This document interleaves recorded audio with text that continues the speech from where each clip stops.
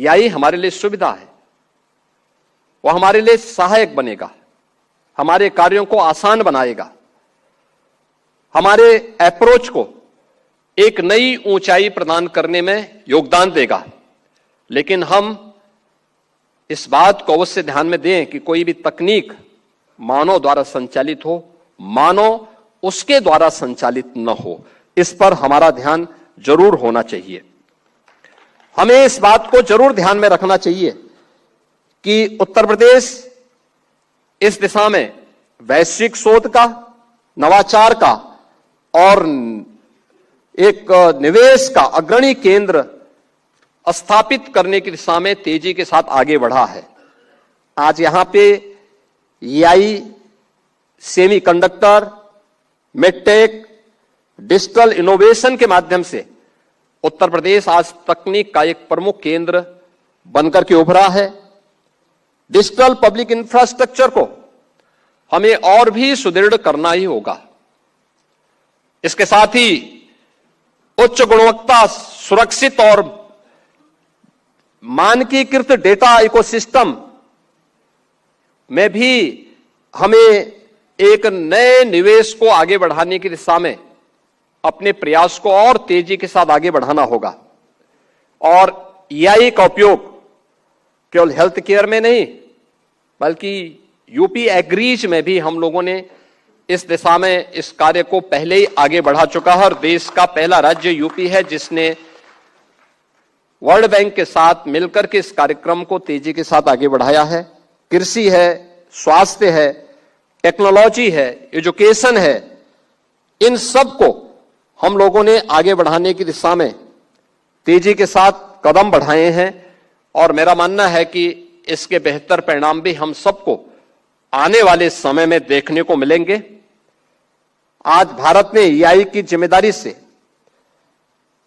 मजबूती के साथ अपनाई है और उसको तेजी के साथ आगे बढ़ाने में एक निर्णायक भूमिका के साथ भारत है। सही दिशा, भरोसे और समावेशन के साथ एआई स्वास्थ्य सेवाओं को सुलभ, सटीक और न्याय संगत बढ़ा सकता है। आज के इस अवसर पर मैं केवल एक बात कहना चाहूंगा, और वह है कि तकनीक जब संवेदना से जुड़ती है, नीति जब नवाचार से संचालित होती है और शासन जब विश्वास पर आधारित होता है, तभी विकास समावेशी बनता है और भविष्य सुरक्षित होता है। आशा है कि हमारा यह सम्मेलन एक व्यवहारिक समाधानों की दिशा में प्रभावी पायलट परियोजनाओं और स्पष्ट समयबद्ध कार्य योजना का मार्ग प्रशस्त करने में सफल होगा। मैं इस एआई समिट के लिए आदरणीय प्रधानमंत्री जी के प्रति आभार व्यक्त करता हूं।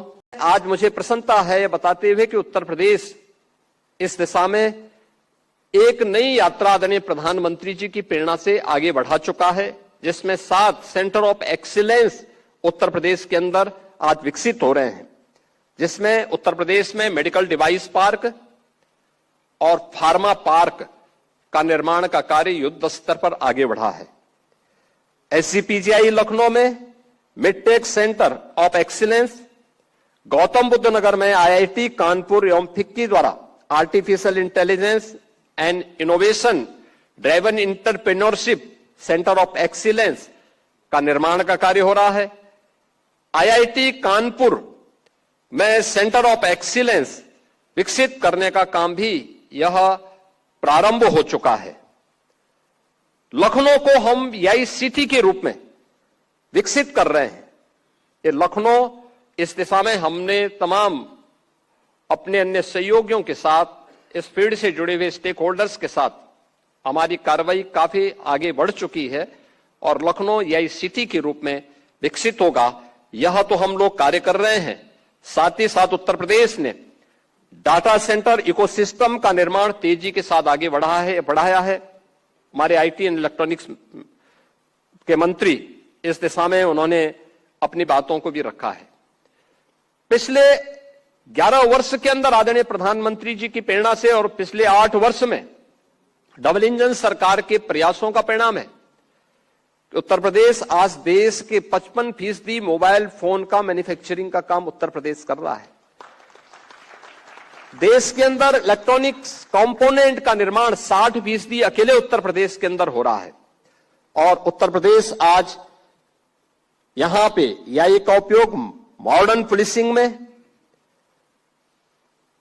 बेहतर तरीके से भी इसको आगे बढ़ाने का काम हम लोग कर रहे हैं।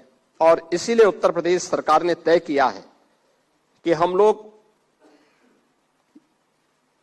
यूपी एम यानी यूपी एआई मिशन जो लगभग हमारा 2000 करोड़ का होगा, उसको हम अगले 3 वर्ष के अंदर फेज वाइज आगे बढ़ा करके आदरणीय प्रधानमंत्री जी के इस विजन को प्रभावी ढंग से जमीनी धरातल पर आगे बढ़ाने का काम करेंगे।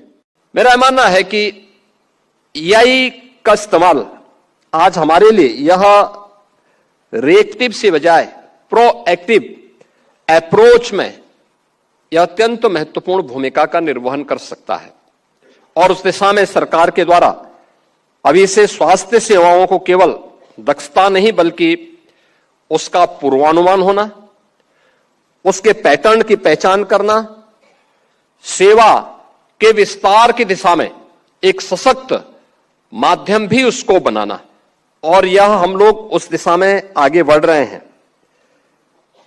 लर्निंग हेल्थ सिस्टम की ओर आज हम निरंतर सीखने वाली प्रणाली आज एआई बन गई है और डेटा से फीडबैक लूप बनाकर बेहतर निर्णय लेना।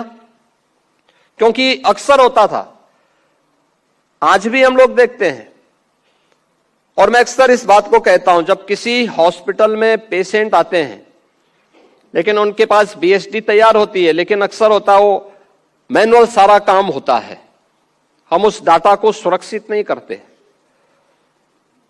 और मैं अक्सर कहता हूं कि कोई क्षेत्र विशेष तो होगा जहां पे एक स्पेसिफिक बीमारी से जुड़े हुए ज्यादा मामले आ रहे हैं, जिससे हम कोई फोकस्ड कार्रवाई उस क्षेत्र विशेष के लिए कर सकें। लेकिन डाटा का अभाव हमेशा हमको इस से पीछे धकेलता है।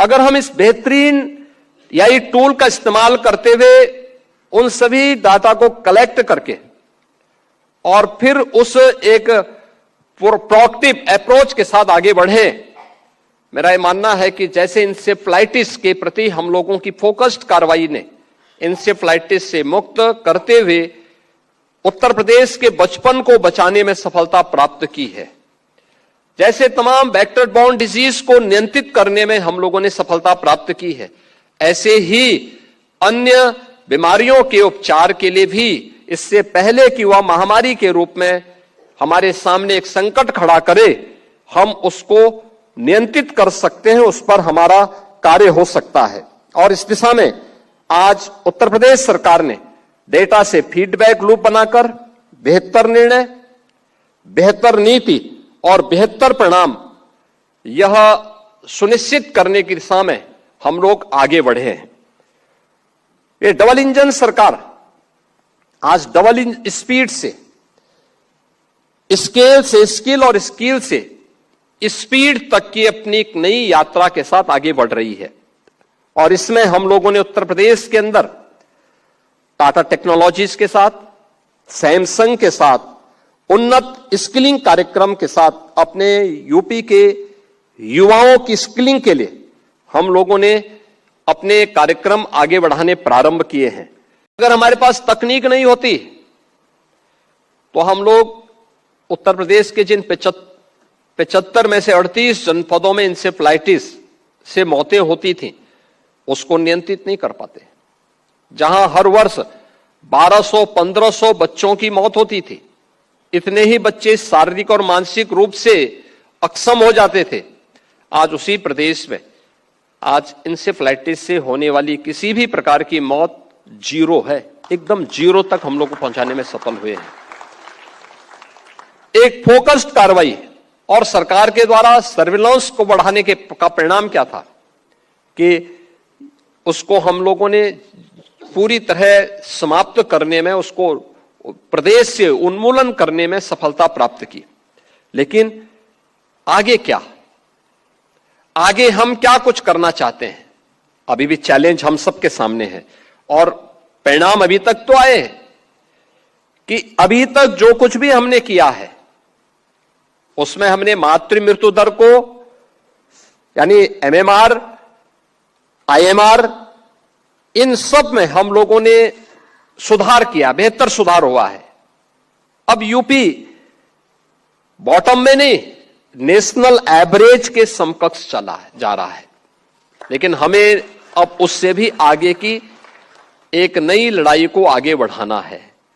और इस दिशा में संस्थागत प्रसव में जो यहां प्रदेश के अंदर सुधार हुआ है, यह भी अत्यंत महत्वपूर्ण है।